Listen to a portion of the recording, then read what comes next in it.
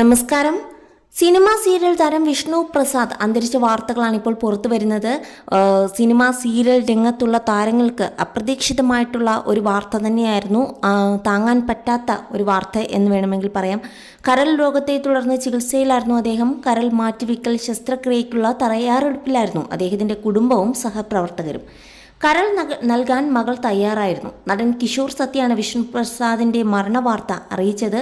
Social മീഡിയയിൽ പങ്കുവച്ച കുറിപ്പിലൂടെയായിരുന്നു അദ്ദേഹം ഇക്കാര്യം അറിയിച്ചത്. പ്രിയപ്പെട്ടവരെ, ഒരു സങ്കട വാർത്ത. വിഷ്ണു പ്രസാദ് അന്തരിച്ചു.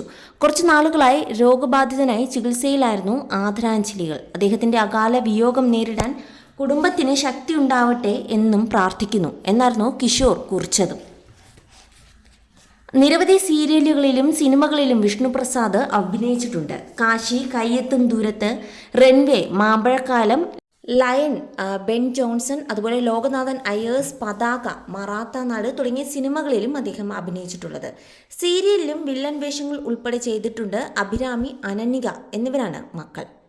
തൻ്റെ മകൾ കരൾ കൊടുക്കാൻ പോലും അച്ഛന് കരൾ കൊടുക്കാൻ തയ്യാറായി നിൽക്കുകയായിരുന്നു. സാമ്പത്തിക പ്രശ്നം മാത്രമായിരുന്നു അവർക്ക് മുൻപിൽ. ഇത് എങ്ങനെ ആ കുടുംബം താങ്ങും എന്നുള്ള, അല്ലെങ്കിൽ അവരെ എങ്ങനെ ആശ്വസിപ്പിക്കും എന്നുള്ള ഒരു വിഷമത്തിൽ തന്നെയാണ് സഹപ്രവർത്തകരും സുഹൃത്തുക്കളും.